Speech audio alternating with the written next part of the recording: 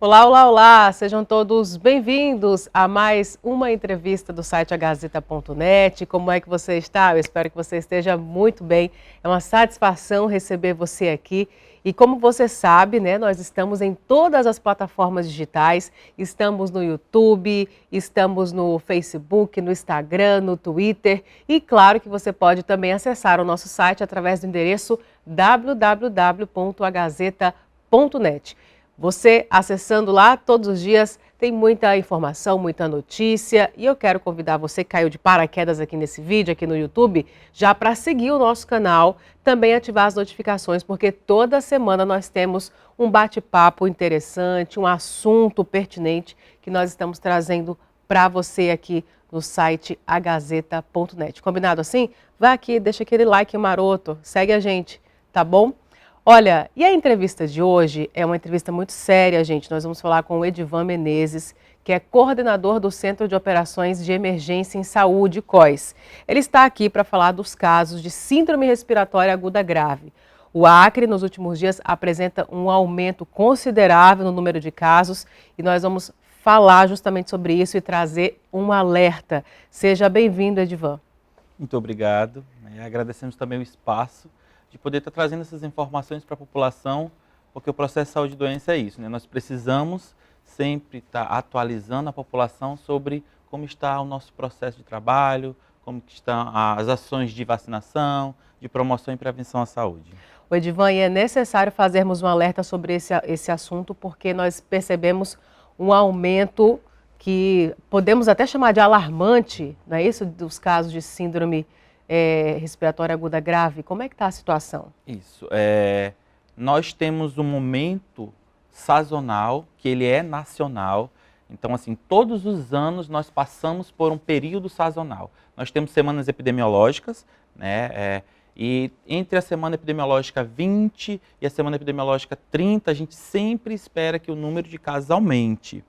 Porém, esse ano nós estamos com um número elevado. O país todo está com esse número elevado, tanto que a Fiocruz vem lançando informes, né, semanais, o Ministério da Saúde vem alertando também quanto a isso, e o número de casos de síndrome gripal está muito alto, e temos um número elevado também de síndromes gripais que estão evoluindo para o que você falou, que é a SRAG, que é a Síndrome Respiratória Aguda Grave. Nós temos essa diferenciação, então. Nós temos síndromes gripais e a aguda grave. Qual é a diferença delas duas? Isso. A síndrome gripal é uma síndrome multissistêmica, né? Então, assim, ela é aquela gripe que vai causar dor de cabeça, né? Vai causar aquela coriza. E o importante dela, ela é autolimitada. Ela tem data para iniciar e data para acabar.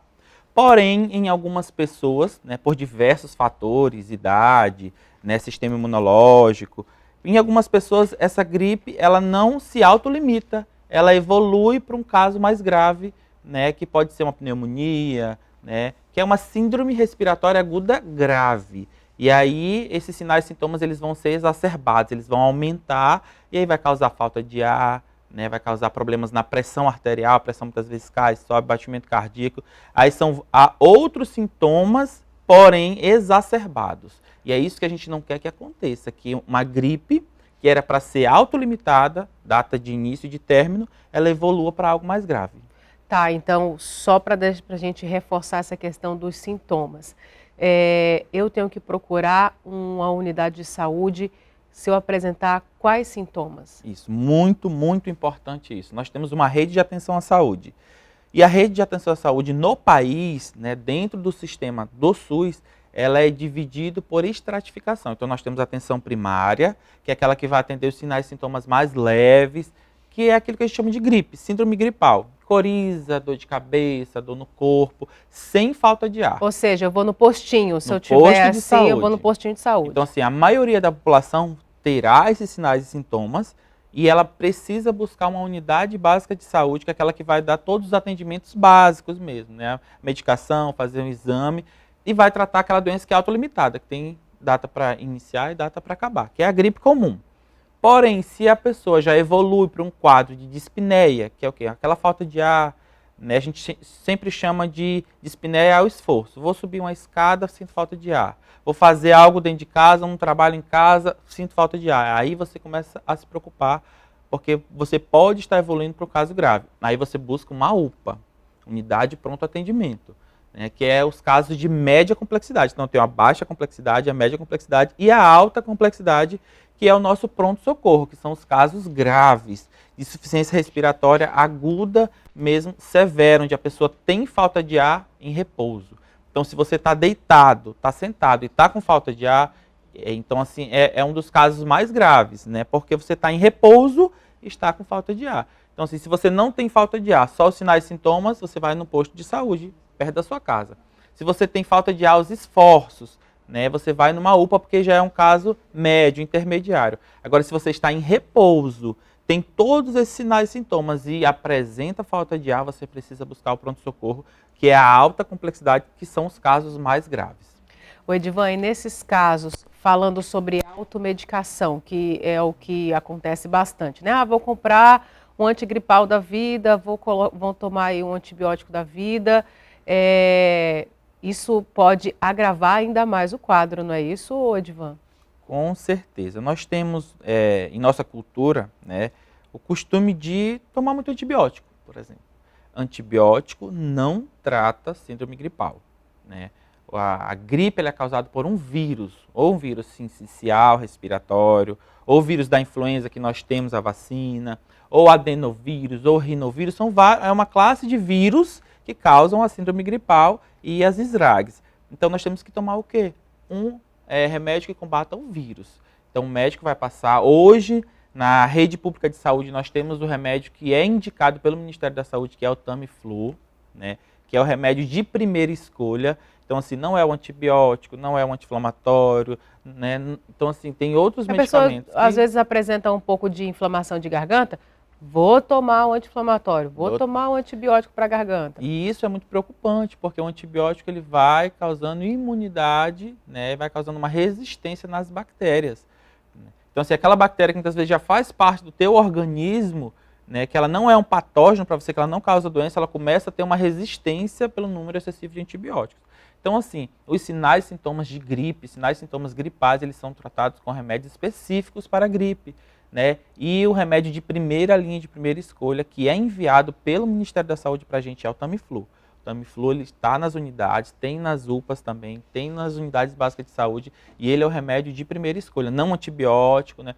E aí a equipe médica, né, vai com certeza passar outros. Cada caso, né, se for necessário. Dependendo dos sintomas que o paciente tiver, ele vai destinar uma medicação específica. Uma medicação específica, porque cada organismo é um organismo, né? E o organismo ele vai responder aquele vírus da sua forma, dependendo de diversos fatores, é muito sistêmico.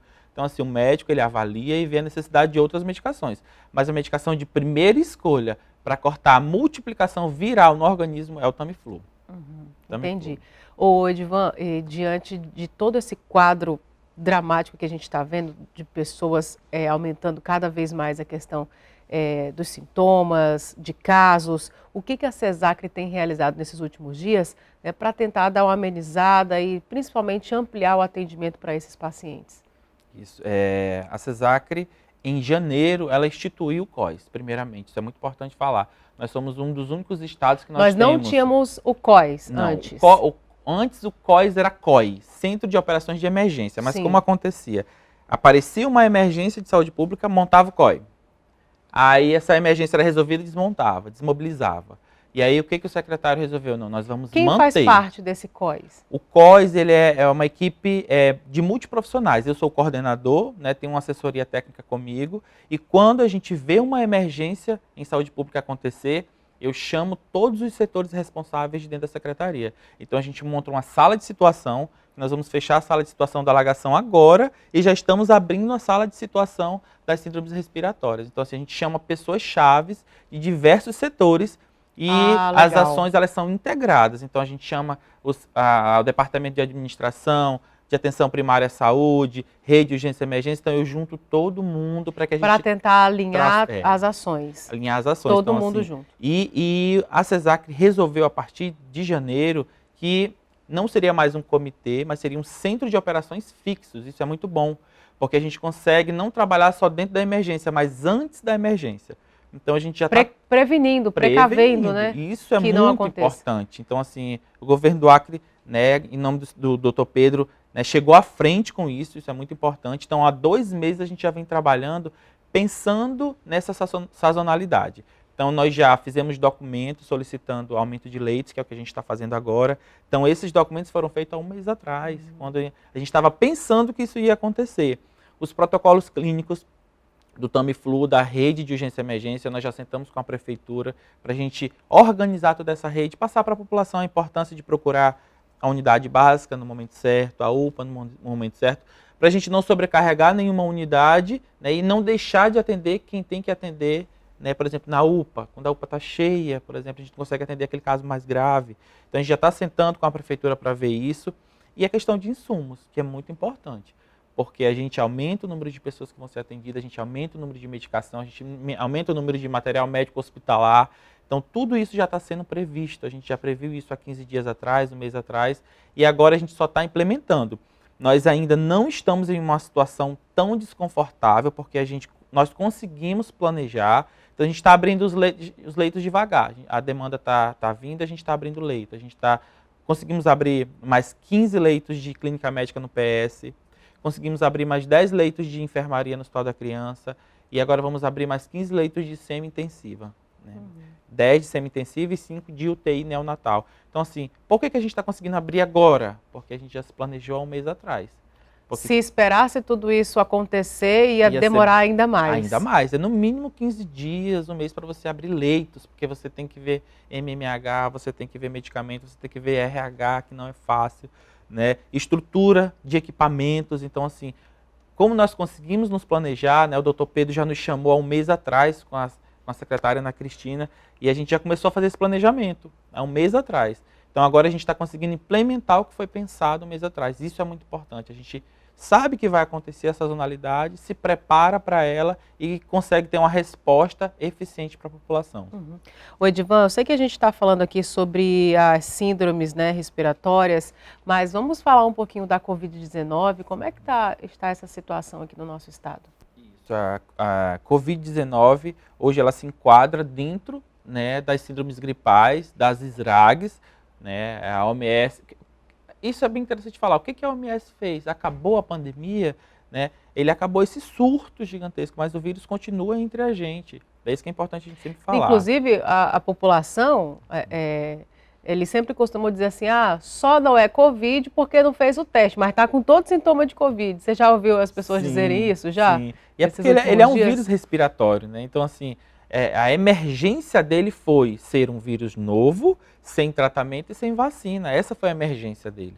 Como nós conseguimos um tratamento confiável, a ciência, né, conseguimos a vacina, conseguimos isolar esse vírus e conhecer ele, então ele passa a não ser mais uma emergência de saúde pública, porque a gente já conhece ele, a gente consegue tratar ele. Ou seja, ele fica encaixado aqui dentro dessa síndrome respiratória. E aí ele é uma síndrome respiratória como influenza, como adenovírus, rinovírus, como todos esses outros vírus que causam infecção do sistema respiratório, né, do nosso pulmão.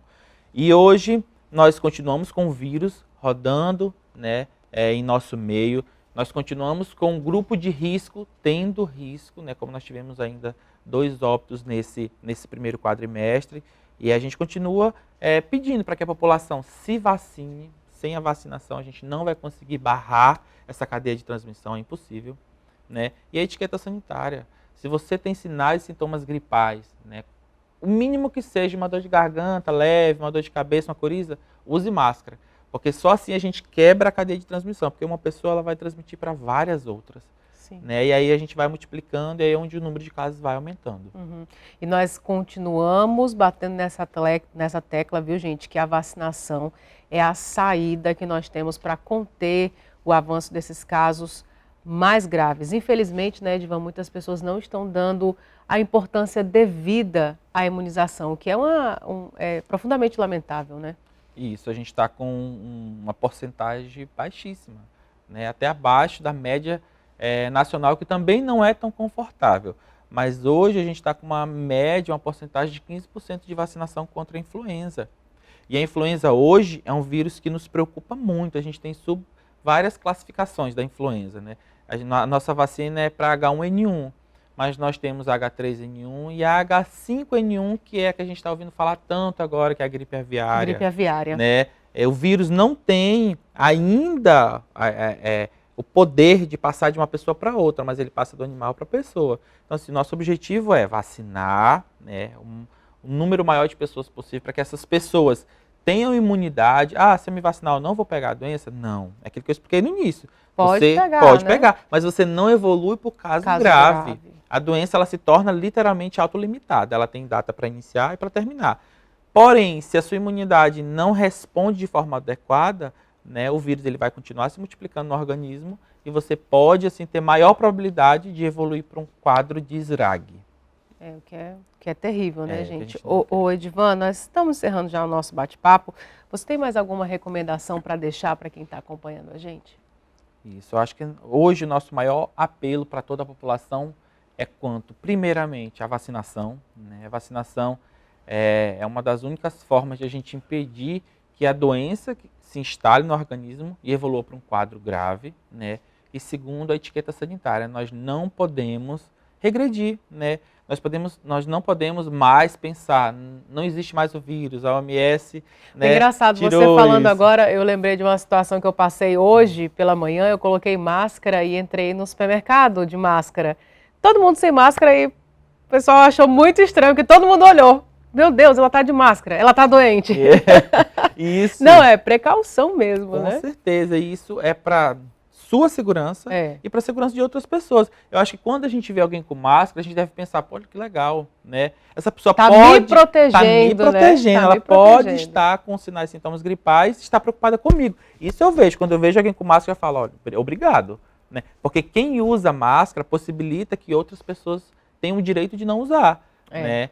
A gente não quer voltar àquele momento que nós tivemos há 2 anos atrás de lockdown, de obrigatoriedade do uso de máscara. Isso foi muito cruel conosco, né? Isso foi muito difícil. Infelizmente, parece que as pessoas esquecem rápido do que nós passamos. Mas, assim, nós tivemos momentos de ser obrigados a usar máscara, né? Para que a doença não se espalhasse mais. Então, assim, hoje, nós temos a dádiva de escolher se eu posso ou não usar máscara. Então, assim, se você tem sinais de sintomas gripais, use a máscara. Ande com o seu álcool em gel, né, para que você possa higienizar sempre as mãos. A gente sempre leva a mão à boca, né, da boca aos olhos, que é uma fonte de infecção. Então, assim, nós somos brasileiros, a gente tem o costume de abraçar, de pegar, mão, né? Então, assim, é algo nosso, é algo caloroso, mas que a gente faça isso com segurança, né? Sempre usando álcool, a máscara e a vacinação. É extremamente importante para que a gente reduza o número de pessoas que possam evoluir para a síndrome respiratória aguda grave. Crianças, né, é a população de risco, e idosos. São populações que nós precisamos enfatizar essa vacinação para que não aconteça o que nós tivemos em tempo passado, né, no ano passado, com um número elevado de óbitos, né, que nós já começamos a ter essa semana epidemiológica crítica. Então agora o objetivo é vacinar e etiqueta sanitária. Edivan, muito obrigado pela sua vinda aqui, pelos esclarecimentos, e desejamos aí que tudo dê certo, que nós não cheguemos àquela situação dramática que nós vivemos nesses últimos 2 anos, e desejar que cada vez mais vocês tenham sucesso aí na organização, na administração que vocês têm realizado. Obrigada. Obrigado. Tá aí, gente, esse foi o nosso bate-papo sobre esse assunto muito importante.